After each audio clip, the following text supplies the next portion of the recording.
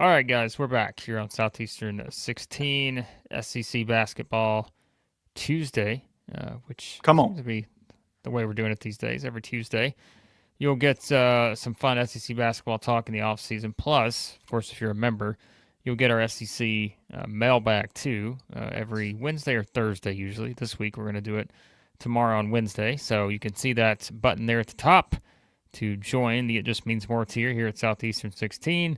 You can become a member, jump in, and join the members only mailbag that we do every single week here on the channel. We'll have some stuff for football coming too soon and some off-season baseball stuff. So, Max, our burning questions today is the theme for SEC basketball in 25-26. By the way, Burning. sidebar here quickly, because I didn't know this was up. Did you see the bracketology I just tweeted out from Joe Lenardi? He's got the June bracketology is up. So I did. We may use that as a question here in just a few, because I think that's an interesting We have to. burning question in terms of this bracketology. We can tie that in somehow. So there you go. Gotta love Joey Brackets giving the people something to talk about. You know? Come on. There's nothing I love. Well, that's a lie. There are two things I love more than June bracketology. That's Sanders moving and our friends at Game Time Sidekicks. But we'll talk about them in just a bit. Lincoln saying that the stream is lagging. I don't know. We will see what we can do here on that. But if any of you other guys have any problems, let us know, and we will let us know. See if we can get on that. I'll try to look at that as Max gets us started here. As I give this a look, Max. Yeah, everybody's starting to hop in. Alan's finally in here. Finally made it live.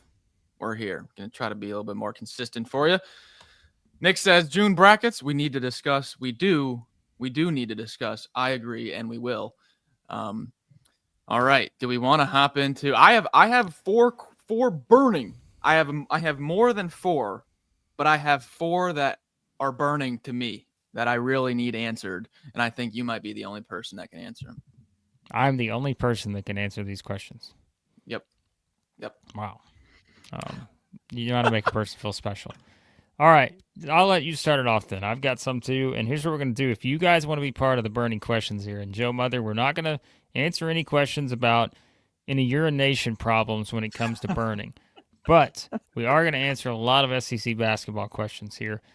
So if you guys want to get your questions in, probably Super Chat is the way to go here, because we do have quite a few already on tap that Max and I have put together. So if you want to get your questions in, throw in a Super Chat, and we'll get to it as part of our burning questions here for this. All right, you're up first, Max. Go ahead. Okay. One of my burning questions, we are going to go to, let's go alphabetical. We're going to go with the Auburn Tigers. We're going to go burning question for the Auburn Tigers. Okay. My question is, are we underestimating the departures of the front court of Janai Broome, of Dylan Cardwell, of second-year Chaney Johnson departing from the program? Janai Broome, obviously one of the very best college basketball players, regardless of position last year. Player of the year conversation right there with Flag all year long. Dylan Cardwell, one of the best defensive bigs in the country, can switch 1 through 5. He was an absolute defensive weapon. And year 2 of Chaney Johnson, a bit more controlled offensively, a little bit more versatile defensively. He was able to add a bit more in year 2 than year 1 when he was stuck behind Jalen Williams. So are we underestimating the departures of this 3-man stud front court that we saw last year? Well, I mean, I think it depends on who you're asking. If you're asking like me, am I underestimating it? I don't think so, because I don't have Auburn as like the top team in the SEC heading into next season. Like I've said there are probably at least a couple teams I would put in front of them, maybe more than a couple. And I think it's just based off of like the knowns versus the unknowns. We do this every year. You know, to me, it's like, okay, what are the things you think you know about certain teams? And I think, like with Florida, it's easy to look at the knowns because we just saw half the knowns win a national championship, right? Because it's the same guys who were there. And so that's pretty easy.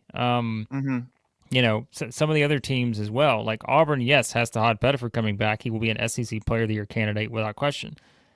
But if you're looking at the knowns with last year's team versus the knowns with this year's team,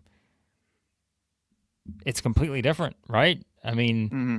you're adding what? I mean, you've only got one player returning. That was a significant figure, right, on the team. Now that's not unusual in this era, right? It's all about transfers and all Right. that, but like but that's not what we saw last year that fueled them to being a dominant historic number 1 type team for as long as they were. It was way more about, hey, these guys have played together for however long. Yes, you had a couple new pieces added to the mix, but like it was the cohesiveness of that front court and the guys that had been on the floor together came back for this one final run. And no, so you cannot discount, I think, the idea that this is a significant difference, even though we talked about, I think there's clearly high upside with adding a There is. proven There is. SEC contributor in Murphy, Jovic, right? I mean, so I don't know. I think that's where I'm at. So I think you got to where I wanted you to get to, which was for what I'm thinking is I'm not underestimating because I do have them around, probably 5-ish, 6-ish, towards the lower pack of that top 6. And that is why. It's not because of Todd Pettiford. It's not because of Keyshawn Hall and the Overton, Bashir, Freeman, all of them. If they're going to play at the 2, 3, it's positionless, whatever. But, I'm not worried about that at all. And I dive a little bit deeper into this Auburn team, and I see, man, Dylan Cardwell was amazing defensively. Janai Broome, they ran the whole team through him. Chaney Johnson did a ton of stuff, just even depth-wise, being able to have that body there at the 4, a guy that can hit mid-range shots. He's not just a hustle guy, can add in offense, had multiple games of nice double-digit scoring where we went back in the post-game reaction and said, hey, look it, they needed an extra boost from someone. It was Chaney this game. It was the mid-range jumpers from Chaney. Like, that happened quite a few times last year. And so I think when looking at this Auburn team, we have to remember just how dang good this front court was last year. And to put that in perspective, Jovic and Murphy, they're going to be great. I really like them, but the shoes that they're stepping into are some of the best shoes in the entire country last year. Broome played 30.3 minutes per game. Chaney Johnson played 23.4 minutes per game. Cardwell 20.3. So 3 guys above 20 minutes or more. Yeah. One guy right at 30. Chris Moore played 10 minutes a game. So again, you factor that in with a difference this year, and that is Keyshawn Murphy comes in having played 24 minutes a game last year. That was almost double what he played, his first season at Mississippi State. The year after, he played 13.2, went up to 24 last year. But, remember this too, though, something I want you to think about. And this is not a knock. It's just I think we forget this because, we're watching Mississippi State, and I'm like, well, that guy's always on the floor. Well, he started 3 games last year. Who? Murphy. Murphy only started 3 games last year. That's what I'm seeing in ESPN stats. Now, they could be wrong, but I mean, you can look it up on KenPom if you want. I'm going to look it up in 2 seconds. So you'll have to tell me if this is an ESPN error. If it is, we're going to have to make a call here. Wow, it's not. He started the first 3 games of the season and then didn't start again the rest of the year. And then from there, so what happened was so they kind of ran what was it? I feel like I remember the rotation now, but how do they do it? So they put Nwoko in Melendez, Matthews, Nwoko, right? Right. So they started Nwoko, and then they would bring in Murphy, and he would play quite a bit. Because I think Nwoko's average was around, 16, 17 minutes, something like that, maybe. So just keep that in mind. So you're going from that standpoint to now. I mean, I would think if you're looking at the way it kind of lines up right now, he's playing 28 or more minutes per game, you would hope, right? Oh, gotta. Yeah. Gotta. So Zach hopped in here, one of the regulars, one of our top seeds for Auburn. Max stole my question. Hey, see, Zach and I, we see eye to eye here. Both had the same burning question. Zach was going to say, are we worried about Auburn's front court? Because he is. I mean, I just think I don't know that it's as much as the worry is the right word. I think it's just different. Like Yes. There you go. I'm not necessarily worried that they can't be a top tier team, but I think you just have to go in not expecting the same thing as you got last year. That's what it is. Yes. I think that's it, because that's a once in a, I don't know, say once in a lifetime, but like it's a pretty big, like for Bruce Pearl's probably coaching career. He hasn't had many teams like that in terms of the way the front court was built. A special team. Special. So, like we said, I mean, there were many reasons you could look at Auburn throughout the season. We were looking at all the stats and everything. Like that was a historical type season. Yes. So I just think you have to go into it knowing it's a little bit different, but it doesn't mean you can't achieve similar success. It's just a different team. And I think the front court is the main focus there, is that it's just a completely different setup. And so we'll see how it goes on there for Auburn. All right. Blake has jumped in, noted Auburn fan, longtime super chatter, $20 super chat, hopping in on the offseason in June. It's been too long. WD, he says. And yeah. So we'll see how it plays out for Auburn. Again, still high on the Tigers. I've said, if I probably had to pick a coach, I'd pick Bruce Pearl in terms of just, I think he's right there at the top. I think, I've always said player development, something I don't think he's got enough credit for, is I think he just gets the most out of the roster he has every year. And I just feel like guys always seem to get better. I'm sure there's somebody who could say, well, he didn't, whatever. But like, I would say there's a very high percentage of guys that get better playing for Bruce Pearl. And so that's one of the other things. So we appreciate Blake with the super chat there on that. All right. Any comments we want to pull up here as we get ready for some extra stuff? Remember, guys, we got quite a few comments rolling in. If you want to make sure we get to your question, we'll add to the burning question list here. Leave us a super chat. That is the best way to do it. Good to see some of the regulars hopping in. As we said, Big Baller Brett's here. Bob's here. We've got Aiden Holloway. Lover is here. And Holly's here, Holly too. Jumping into the chat. Nick's here. The whole crew. And as Alan says, don't forget, hit that like button. Helps out the channel. And smash the like button, Nick says. Give it a Hulk smash there on that. Big Baller Brett has a burning question, and we move on to the next questions here. I'm just, well, you got to tell us what it is, Big Baller Brett, or we can't answer it. All right. Max, what's another burning question you have on your list? Then we'll get to my list. Oh, you want? Okay. Yep. All right. Choose one or two, because it's gonna decide which one I ask you. Two. Oh, all right. Okay.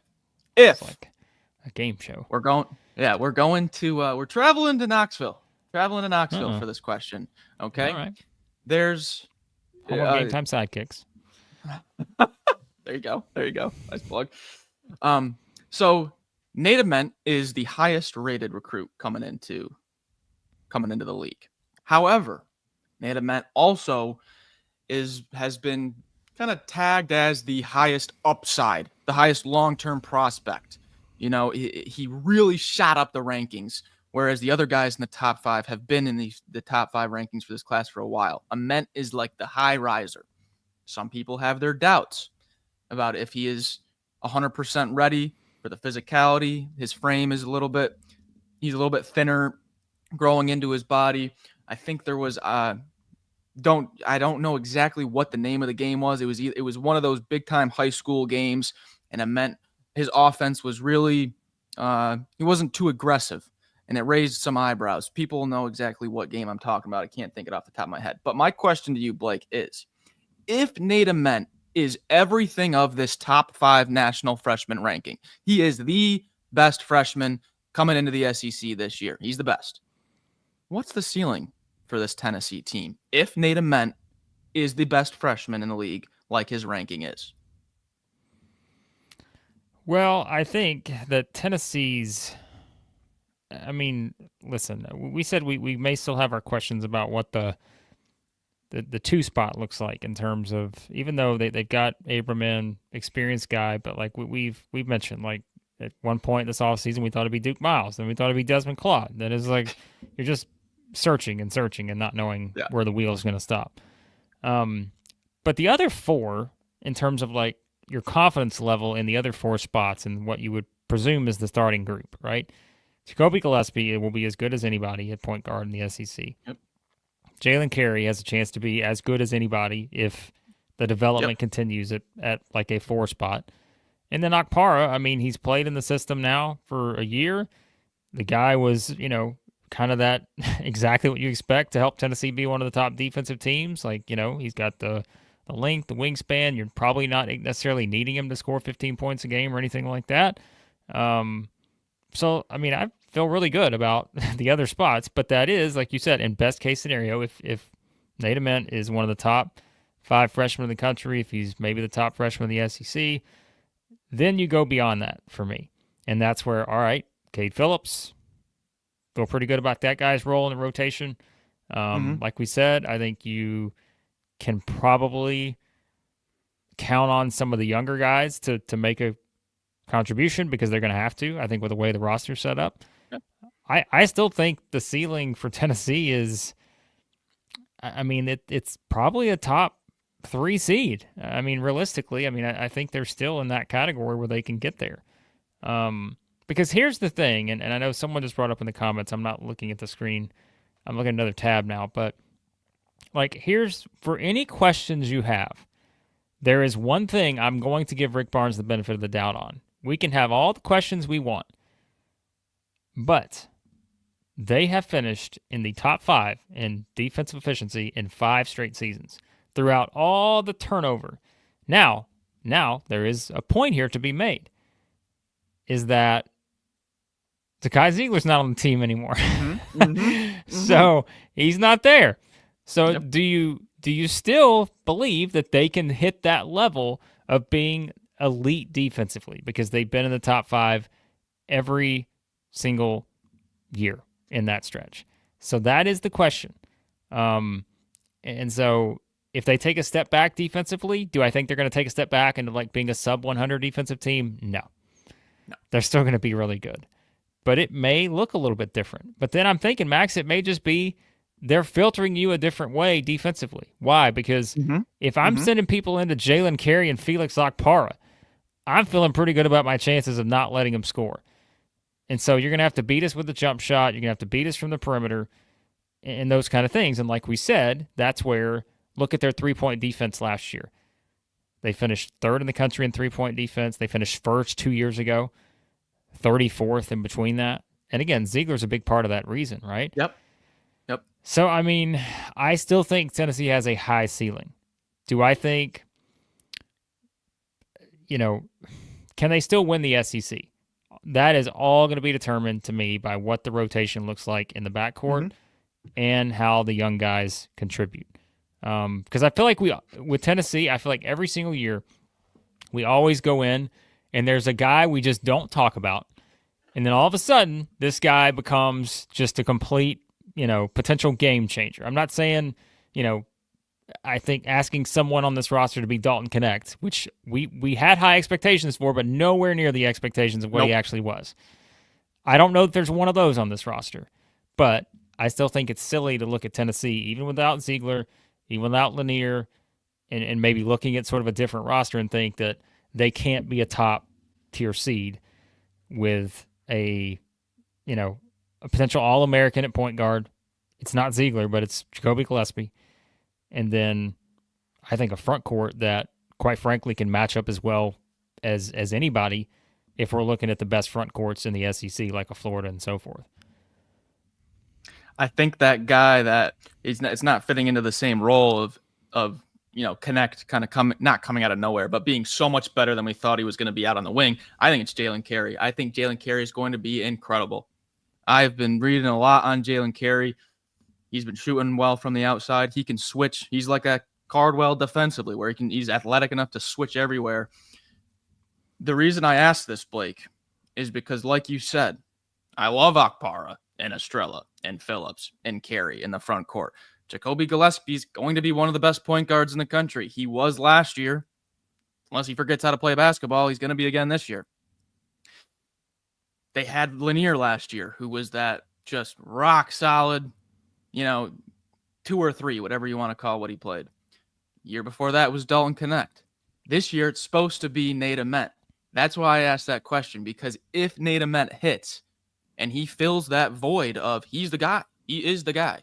Maybe it's a different style than Lanier and Connect, but if Ament absolutely fills that void of being absolutely the guy, I think this ceiling is a number 1 seed. Yeah. A number one seed. If Ament, that's why there's not much wiggle room with this team, though. There's not that much wiggle room, because if Ament is playing, more like maybe a recruit around the 20s, ranked in the 20s, 15 to 25, his physicality is not there yet. And the offensive aggressiveness, it's here some games, it's not there some games. You've got Amari Evans, who was the OTE Defensive Player of the Year last year, but not too much offensively.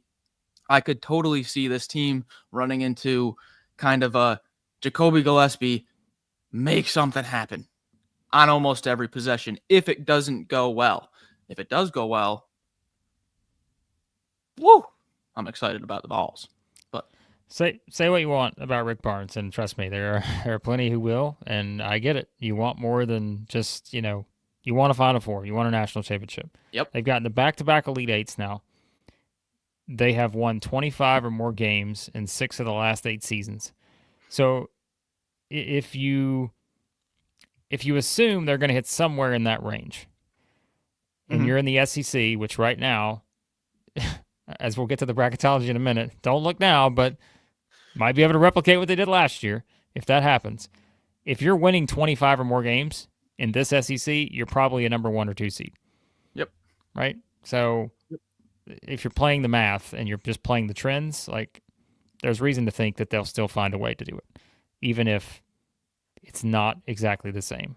But I mean, I think that's just again, I think if you kind of got spoiled on having Ziegler as long as you did there, and then basically having the Dalton Connect to Chaz Lanier transition, which was way more seamless than I think some people thought it would be. And now we wait and see. Like, can Nate Ament be a guy like that? Like we said, who else is going to step up in that spot?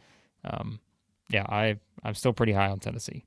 And I think, again, it goes back to, I think there's more depth than you think, because I do expect some of those young guys to play a pretty significant role in the rotation. So interesting. Yeah. All right, speaking of Tennessee, let's just keep it there for a second, because we're going to get to more of these burning questions. And you guys have questions as well that we're going to get to in the chat. But before we get there, I mean, we're already in Knoxville. Why don't we stay there for a second and talk about our friends at GameTime Sidekicks? Because why on earth would we not?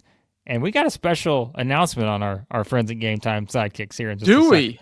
So you're going to want to hang around for that. Special Officially licensed stainless steel drinkware, as you know. All the SEC schools, over 350 more universities, top of the market quality as far as construction, ice retention.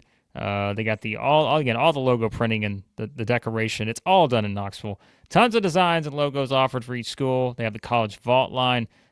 Everything from the stainless steel sippy cups, the tumblers, the 40-ounce bottles, the shaker cups. If I'd remembered, I'd actually had my cup beside me right now. I don't.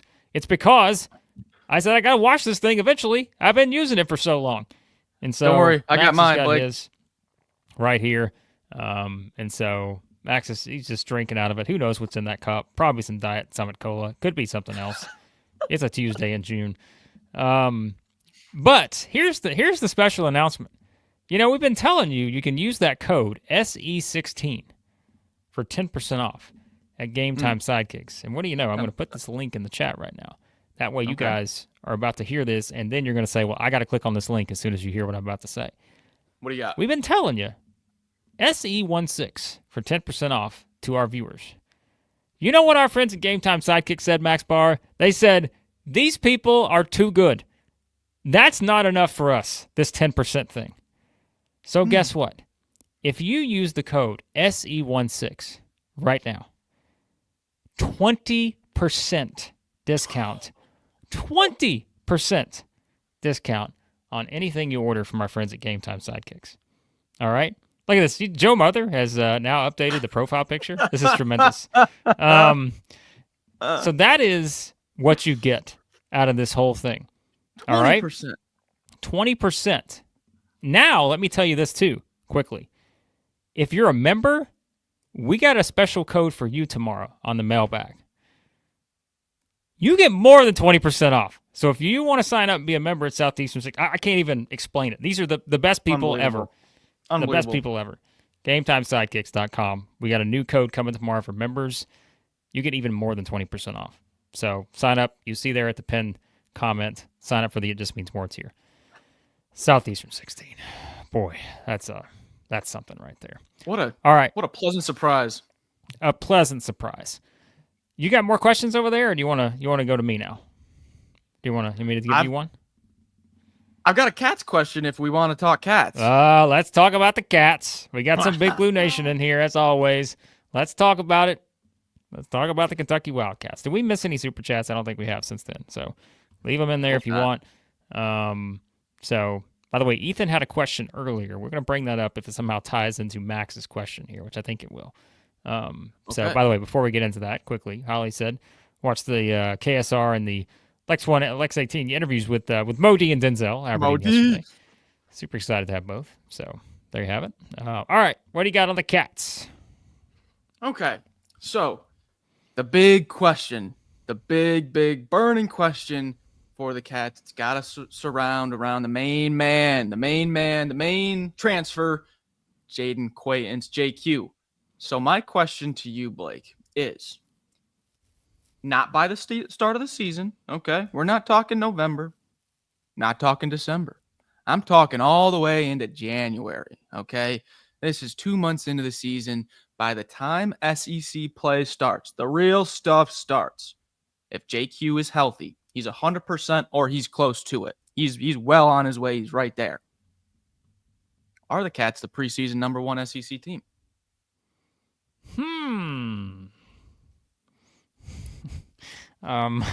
Could I have the record for the Florida Gators at that point? Could I please have an update on where the Gators are at that point in the season? I mean, it's a hard question to answer just because I am kind of half joking. Like, it really would depend on, okay, what has Florida done? What's Alabama, Arkansas, Auburn, Tennessee, all these teams we talked about? Like, what have they done at that point to really know? And I think, too, I think, like we said, depending on when JQ is back, we will have a really good idea of what Kentucky looks like without him. And then it's like, okay, well, if Kentucky comes out and all of a sudden they're 14-1 heading into SEC play, and then this guy is like finally at 100%, well, it's going to be really hard to say no, that they may not be the favorite, no matter maybe what Florida has done to that point. Or the Gators could be undefeated, and we're sitting here talking about, these two teams, the top 2 teams in the country, possibly. Remember, the SEC last year, how many weeks did we go through and just say, well, there's 4 SEC teams in the top 6 or the top 7? Yeah.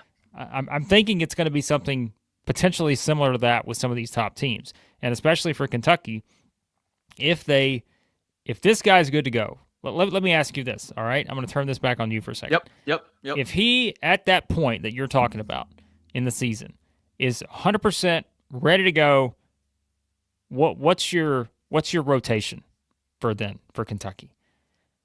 It would be Jalen Lowe, Denzel Aberdeen with a mix in of that. See, that 2 spot would be a little mix in of Jasper and maybe Chandler, little combo there. Otega Owe and Cam Williams running the wing. And then at the 4, you've got reigning SEC Bully Ball Player of the Year, Mo Diabate, with Yelovich in behind him. And then you would have Jaden Quaintance at center with Brandon Garrison and Malachi Moreno behind him. Sean says Kentucky didn't get the memo. You can only play 5. That's the thing, right? Like, I'm glad I asked you the rotation question because Right. The reason I really bring this up is because I feel like we've really kind of broken down how Kentucky is going to look on offense. The one thing on defense that it's like, okay, well, how's the rim protection going to be and how's the rebounding going to be? Jaden Quaintance was one of the best shot blockers in the entire country. He was top 10 in the Big 12 in offensive rebounding. He was top 20 in the Big 12 in defensive rebounding. Those problems are all fixed if JQ's healthy. Name the hole in Kentucky's team, offensively and defensively. Name the weakness. Name the Achilles heel. Oh, I shouldn't have said that. Bad time to say that. But name the weakness on this Kentucky team fully healthy. I mean, they're too deep at every position, aren't they? Every position. Yeah. Look, you'd have a strong argument to make. There's no question that you could certainly say. I just want to know if I was getting there. No, I mean, you'd have a strong argument. And I think for most people right now, and this is where we're going to get to the bracketology here in just a minute, but I think clearly, like, again, these are two of the, with Florida and Kentucky, they're two of the top three in the SEC for, I would say, most people right now. And I don't know why they wouldn't be, just based on the rosters. Whoever that third team is, you could put them before one of the two or after one of the two, whatever, however combination. But, like, I think they've got to be two of the top three. And so with Oweh's return, we said that was kind of one of the biggest dominoes to fall. If you have a JQ that you've looked at and said, all right, we've seen what this guy can be, if he's that guy again, and you're telling me you're going to pair him with Mo D, in the front court, I'm looking at that and thinking, I don't know what you do if you're the opposition. Because, and again, that's adding in Garrison and all the other guys too we've talked about. So the depth is what, for me, if he's good to go, then you're talking about, okay, they have one more guy in the depth part of the rotation, but it's not just one guy. It's like it's an all-SEC player at that point. I mean, you're talking about literally adding a potential first-team all-SEC guy if he is the kind of player that you think he can be. So they got a lot of dudes, though. I mean, this isn't going to work exactly the way we think it's going to. Never does. It's not. But nope. Who's going to be the odd man out? You're going to have injuries. That just happens throughout the course of a season. So hard to know. I mean, it's hard to answer that with any certainty, but I think clearly they're going to be in the argument for that, being your potential favorite. They are going to be able to weaponize this depth similar to how Auburn did last year, where you're playing them at home and you're maybe a short rotation team and you get one or two guys in foul trouble, and over the course of 40 minutes, you just get wave after wave after wave just thrown at you, and you just break you down. They're just going to absolutely break you down. And remember, too, you've said this, and we did it, and I don't know, maybe in the deep dive we did for the SEC mailbag or the SEC members. So if you want to join the tier, we did a 30-minute deep dive on Kentucky probably a month or so ago. But remember, you talk about like wearing you down. Like this, the team is going to get the free throw line a lot more because they may not shoot it as well. Which is like, we're not saying they're going to be a bad shooting team, but they're a top 25 shooting team last year. Maybe it's a little different there. So they're going to be attack mode 40 minutes a game, and we've seen what that can do. If you're playing in a physical league like the SEC, you're just talking about guys just coming at you on every possession.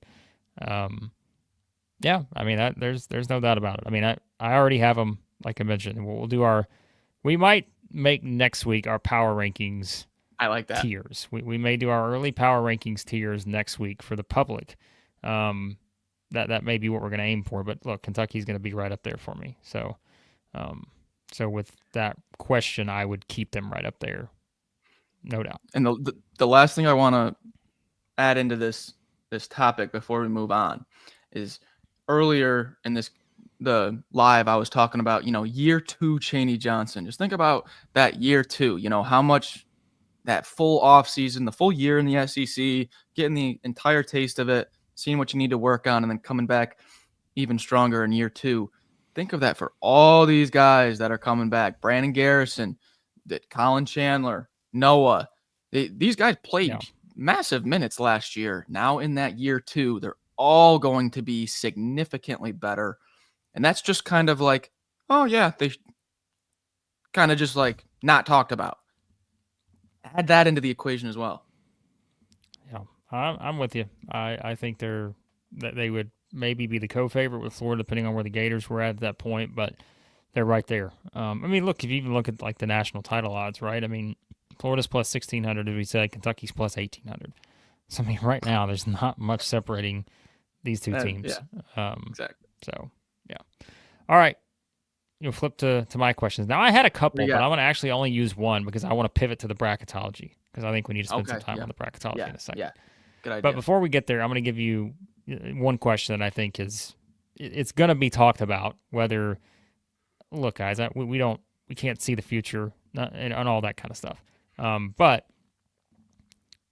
everybody's going to be talking about it. We know this. I can already see the college game day graphic popping up on the screen in November. Oh boy. Early November. Is this Florida team as good as last year's Florida team? All right? Like that's going to be the question. Is people are going to be doing the comparison game for the next couple months? Can this play? Now, remember, I'm going to say this with a caveat. You can still win the national championship again, right? And maybe not be as good as you were a year ago. You see what I'm saying? So that's the question. Can this year's team be as good as last year's team? And I think you're going to get kind of a variety of answers on this because I'll play both sides for you, Max, then you can take it where you want. There's no Walter Clayton. There's no Elijah Martin. There's no Will Richard and all that, right? Okay, that's one clear if you're going to say no chance. On the flip side of that, your entire front court's back. They're a year older. They all just contributed to a national championship. You brought in what we thought was going to be possibly the best freshman in the SEC last year in Boogie Flan. Got injured. Didn't happen that way. You bring in all-time assist guy at Princeton into a Todd Golden offensive system. And then we mentioned the freshmen and how good some of the young guys could be on this team. So can this year's Florida Gators team, Max, be as good as last year's national championship team? My short answer is yes. All right, on to the next one. No, I'm just kidding. Quick pop quiz. Who led the SEC in offensive rebounding rate 2 years ago? Not last year. 2 years ago. Who led the SEC in offensive rebounding rate? Number one in the league. Was it Hand-Logden? It was Micah Hand-Logden, who didn't play last year. Yeah. They get the number one offensive rebounder from 2 years ago. They also get him. Okay? Florida finished 5th in the country in offensive rebounding last year. They finished 5th. They add in the SEC's best offensive rebounder from 2 years ago. I know he played at the end, but he was not Micah Hand-Logden from 2 years ago. Plus returning the entire front court. They're going to be the number one offensive rebounding team in the country. No one is going to out-rebound the Florida Gators. You lose the incredible, just everything that Walter Clayton could do. You lose that. What do you trade it for, right? What do you trade in that amazing, it's the stuff that Martin could do, the stuff that Richard could do? What are you trading it for? You're trading it for getting big. Okay, instead of 6'4" at the 3, you're going to be 6'9" with Tommy H. You're going to be massive. Defense, while it might not be Elijah Martin being able to shut down, the top guard, try getting inside. Try getting any good look against 6'9", 6'11", 7 foot, and then 7 foot off the bench. So I think it's going to be a different look. It's the team's not built the same way, but they are going to completely control the paint in every single game they play. They're going to dominate the paint. And then it's just a matter of, I trust Boogie Flan 100%. The injuries really bogged him down last year. It's a matter of, does Xavier Lee translate? I think he does. I think he translates just fine. And he's big too, 6'4", 6'5" at Xavier Lee. So my answer is yes. And it starts with the dominance of the front court. Adding in Hand-Locked into an already Condon, Chinyalu, Haw, incredible front court. I think you've got a potential full starting 5 that could be in the NBA. All right. I'm going to get to a couple comments here, and then I'm going to give you a question to respond to that. So Alan says he thinks Florida takes a small step back on defense, but thinks they're better on offense. Other comments like, well, can they really be better on offense if you're losing Walter Clayton Jr.? Gary Main says Clayton not on Florida anymore, automatically not going back to back. So, piggybacking off of some of those comments, I'm going to ask you. So, Florida finished in, let's say, in the top 20 in several statistical categories. So, I'm going to go to Kim Pop here just for these. Okay, we're going to use these, and I'm going to tee this up, and you'll know where I'm going. So, they were second in offensive efficiency last year. They were fifth in offensive rebounding percentage last year. They were they were fifth in effective field goal percentage defense last year, fifth in three-point percentage defense last year, sixth in adjusted defensive efficiency, 19th in two-point defense. So of those, 6 categories, which do you think is the one they take the step back on the most? Now, I'm asking that question knowing that my answer is, I don't know if they take a step back. Except for maybe the offensive efficiency, which was second in the country. That, to me, is the one I would probably look at and say, I could see that going back a little bit, but I can't say that I see that just falling off, even without Walter Clayton and Will Richard and Elijah Martin. Like, I still don't know that I see them like being the number 25 adjusted offensive efficiency team. I still think they're probably, with Lee running the show, with Flant, and knowing the offensive capabilities of the front court too, I still think they're going to probably be in the top 10, wouldn't you think? Yeah. I think Anthony brings up a good point in the chat talking about chemistry. It might not be as smooth off the jump, but it might take a little bit of time. Like I was thinking, like defensively, like maybe 3-point percentage, they let up a little bit more just because maybe there's some communication breakdowns in the beginning, stuff like that. You're not trusting each other. The usual things with new teams. But I also I don't know if people fully wrap their head around analytically, Tommy H was a top 5 player in the entire country last year. Like first team All-American. And now he's coming off like the NBA scouts are just in love with him and everything. And he's having this huge, this big off-season jump. He's probably going to be a first team All-American in the entire nation. One of the 5 best players in college basketball next year. Like, I know we love him. And so it kind of gets we talk about him a lot, but I'm talking top 5 in the country.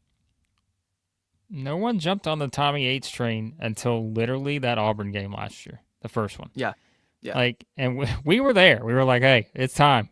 Jump aboard. This guy, you can see what he's capable of, but it really was that game where it just completely took off.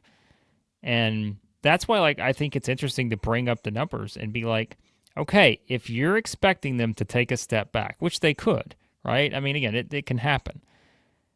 But if I'm looking and saying to do that, they probably need to be worse in some of their statistical areas they were in last year. I just don't really see it.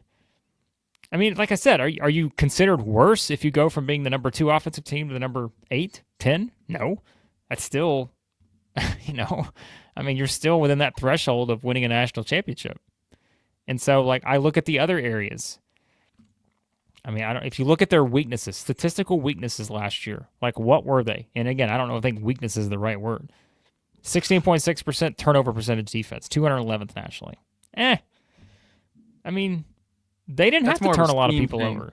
I was going to say, that's more of that's just kind of the way you play. They didn't necessarily have to turn a lot of people over because, again, they could filter them to the big men and let them do their thing, rebounding-wise. So, I don't know, man.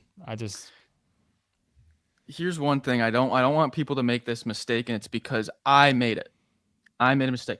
You guys know, I love trying to predict the champion, getting the futures in. I don't have any in yet. I missed all of the value on Florida, completely missed it. But I made this mistake big time with UConn going into their second year. I said they're losing Adama Sanogo. They're losing Jordan Hawkins, their sniper. They're losing Andre Jackson, their NBA prototype, just lockdown wing defender.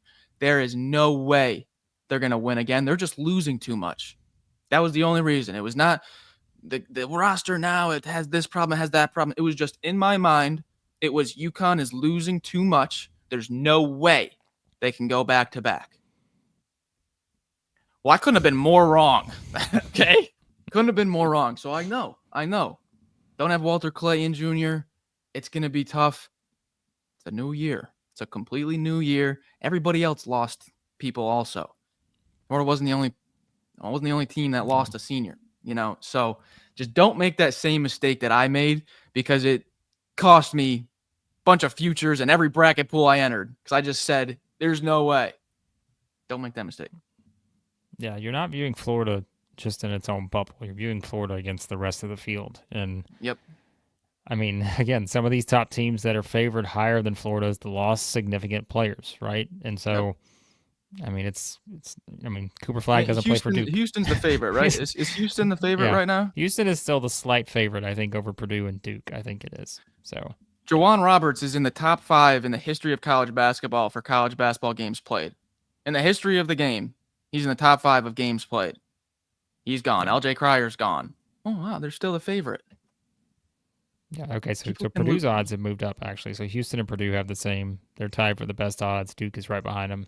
Then it's Michigan, UConn, Florida. Then we said BYU, St. John's, Kentucky. So, yep. There you go. I mean, Anthony's going to say right here, like, could have a worse record, but still make the Final Four. I think that's, that could happen. And remember, too, like, just remember the conversations about Florida coming out of non-conference play last year. Well, they hadn't played anybody. Yeah. Well, yep. And they lost that first game in Kentucky, and all of a sudden we said it was like, look out. Like, people are starting to really overreact here, but I don't think I don't think we should be. And they turned around the next game and did what they did at Tennessee. So, I don't know. I'm intrigued by the defending national champions, to say the least. All right, so here's what we're going to do. We're already at 45 minutes. We always do this, but we do this. We'll save some of these questions. Maybe we'll do a burning questions part 2 coming up here in a couple weeks, because we're going to do way too early tier power rankings next week. Oh, that's gonna be exciting. All right, so let's get to the bracketology. So I'm going to somehow turn this into a question, okay? I don't know how we use this as a question, but we're just going to say, Max, do you agree with the NCAA bracketology from ESPN in June? Okay, so we're just going to use that. All right, so here's the bracketology update from Mr. Joe Lenardi. Incredible that we're doing this in June. For the 2026 NCAA tournament, are you ready, Max? Hit me. The number 1 overall seed, the Florida Gators. So, Joey Brackets is all in on the Gators too right now. Yeah. He moved them up considerably, I think, from where they were previously. And so, I'm going to read this to you real quick. No one would question the significant personnel losses incurred by the defending NCAA champion Florida. Replacing a backcourt of Walter Clayton, Will Richard, and Elijah Martin is no easy task. That trio is combined for better than 46 points per game, and Clayton made numerous clutch shots in the Gators' title-winning season. However, top 100 freshman Alex Lloyd and Elias Ingram will help fill the void, but the 2 stellar transfer portal additions, Xavier Lee from Princeton, the surprising entry in Blakey Flan, make the Gators a legitimate threat to repeat. Add returning big man Alex Condon to an already loaded front court, and it's no wonder Florida has jumped up to the top line. So, yeah, I'm fired up. There you go. All right. Let's move on. So there is no other SEC team on the 1 line. He has Purdue, Duke, and Houston. No surprise there. All right, 2 seed. Can you pick the 2 seed that he has? He has 1 SEC team on the 2 seed line. Cats. He has the Tennessee Vols on the 2 seed line. Oh, he's so I thought it was pretty interesting earlier, as we said, because we've said we've gone back and forth on Tennessee a little bit, but I think I've talked myself into having them higher after the conversation we had today. So he's got the Vols as a 2 seed here in this one. All right, to the 3 seed line, there are, I think it is, only 1 SEC team on the 3 seed line. That is Kentucky. Yep. He has the Cats there as a number 3 seed, playing UNC Wilmington, by the way. Tennessee, he has playing Florida Gulf Coast. Florida, he has playing SEMO. All right, to the 4 seed line we go. And I think that there is 1 4 seed on Lenardi's June bracketology. The Auburn Tigers, he has as a 4, playing High Point in that one. So Auburn and High Point. To the 5 line we go. Max, Arkansas as a 5. Playing you know Wow. who. You know who. Yale. Yale as the 12. Because an SEC team's got to play Yale every year if they get in. Arkansas as a 5 against Wow, Yale. so It's got he has Alabama. Tennessee. He has Tennessee as a 2 and Arkansas as a 5. Mm-hmm. And has moved them down from where they were previously, which I'm not Okay. sure how I would move them down based off of that. But I don't know what they've done to move down. Maybe that's the Do Thero thing, but I'm like, I don't know. I still can't get over, like, I felt like there was an expectation he was coming back from some people. I don't know where that came from. Yeah. So, all right, Arkansas is a 5 against Yale. Also on the 5 line, he's got Alabama playing Grand Canyon, the rematch from a couple years ago. Alabama's a 5, I think, is a little low for me. But don't know. We'll see. Thoughts on the Tide? Tide being I think the Tide are going to be better than Auburn this year. I would flip them. Okay. All right. So that's the 5 line. On the 6 from the SEC, I'm like, man, I got to keep up with all these SEC teams. There's no 6. On the 7s, there is Missouri as a 7. Wow, interesting. Yeah, okay. Again, everybody knows I'm the resident Dennis Gates guy, but I'm kind of surprised that he has them that high. Not saying I couldn't get there. I'm surprised the national perception has them that high, I guess is the way to put it. But again, remember they had a good season last year. They had a disappointing finish, but they had a really good season. And you've got Mark Mitchell back, who should be an SEC Player of the Year candidate too. And we said, I mean, the returning group they have, I mean, what was it? Are they first or second in the SEC in returning production? Something like that? It's first or second. I think it's second. So yeah, if that's where they are, then if you're doing an early list like this, then you're probably going to put Missouri that high, because they just have that kind of returning production, right? So they were a 6 seed last year. No. And they finished 19th in Ken Palm. So no, that's it. There you have it. By the way, shout out to Randall weighing in on LSU, another national title for the baseball team. Unfortunately, Randall, we're going to keep this bracketology going, and you're probably not going to hear LSU in it. I'm just telling you right now. But that's okay. Celebrate your national championship at baseball. That's a good thing. All right, on to the 8 line. This is where, as usual, it's like musical chairs with SEC teams in the 8-9 game. Okay, Mississippi State he has as an 8. Vanderbilt as an 8. Oklahoma as an 8. And then he has Texas as a 9. Now, I'm going to tell you right now, there are 2 9 seeds he has that I am just, you know what I think. Texas is a 9 seed. NC State is a 9 seed. I am completely out on that thought. I think NC State is... There's no chance. If NC State is a 9 seed or lower next year, I would be stunned. Truly stunned. This is nothing against Mississippi State, but he has Mississippi State above NC State? Yeah. What is he looking at? I'm sorry, but what? I disagree. I listen. That's not even a shot at Mississippi State. Like, that's a shot at a lot of teams he has ahead of NC State. I'm buying the Will Wade Kool-Aid here on this one, because I think that he is absolutely going to have NC State winning some games next year. And if I'm Purdue and I'm the 1 seed and I see NC State as the 9, adios. Like, I'm asking for I don't know, like a revote or something. But okay, so that's one that stood out for me. NC State is a 9. Yeah. Okay.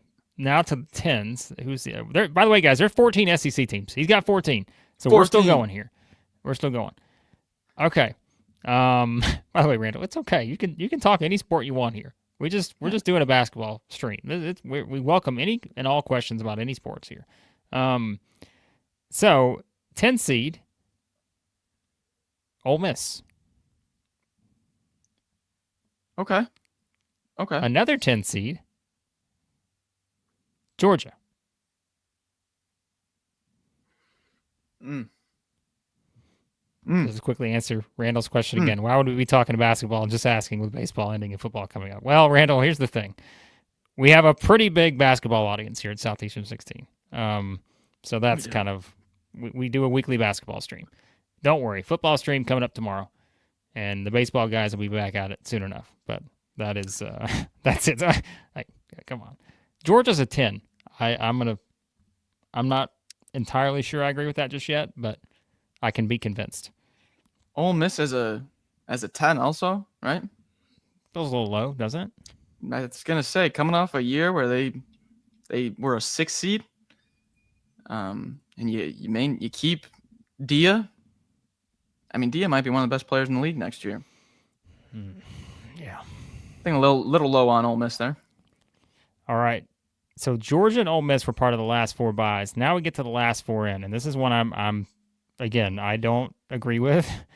Texas A&M is one of the last 4 teams in. I have talked myself into the Aggies, and I am going to keep talking myself into the Aggies. I just think that this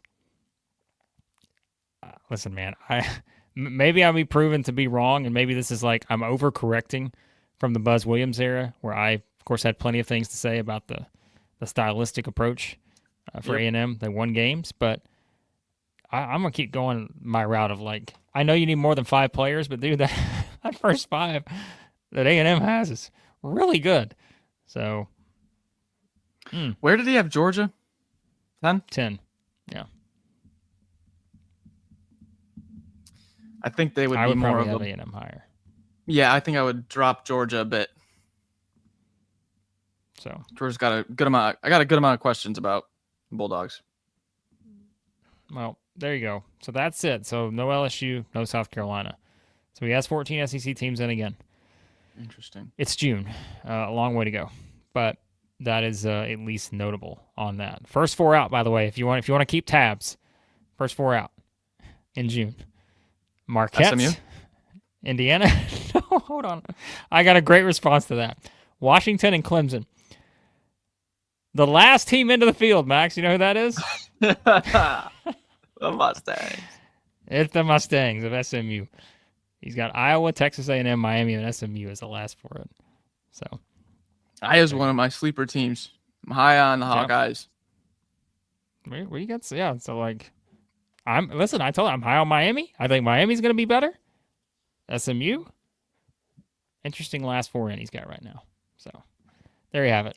All right. So, again, it's June. I'm not going to get too upset about this bracketology here, folks. We're having fun. We got a long way to go. Having fun. But it is a good segue into our topic next week, which will be our SEC basketball power rankings tiers. Our way too early tiers. We're not ranking them 1 through 16. We're not doing it. But we're gonna do our tiers for power rankings next week. So those are always fun to do. It's time. So remember, Holly, I'm a big SME fan.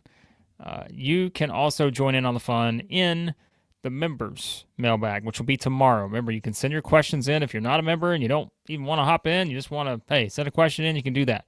Hit us up on Twitter. You can see our profile stuff there. If you want to hit us up on that and leave your questions, you can leave them in the comments of this video as well. To get in for the members mailbag stream tomorrow, we'll be doing that probably around either 10 or 11 Central tomorrow. So you have to be a member to jump in on that, and that one is all your questions. So we're not bringing our questions, we're bringing your questions. So anything you want to talk about SEC basketball related, we'll answer it tomorrow for the members. And again, we'll have a specific members code with even more % off our friend at GameTime Sidekicks. So come on in, check it out. That join button's at the top of your pinned comment there. So hit that join button, subscribe. It just means more to you at Southeastern 16. Look forward to seeing a lot of you guys hopping in tomorrow. We've had a pretty good response the last couple of weeks on those, so we'll have fun with it. SEC football, first live stream of the offseason, coming tomorrow here on the channel. It's football time at Southeastern 16. All right. We appreciate you guys, as always, and we will talk to you soon at Southeastern 16.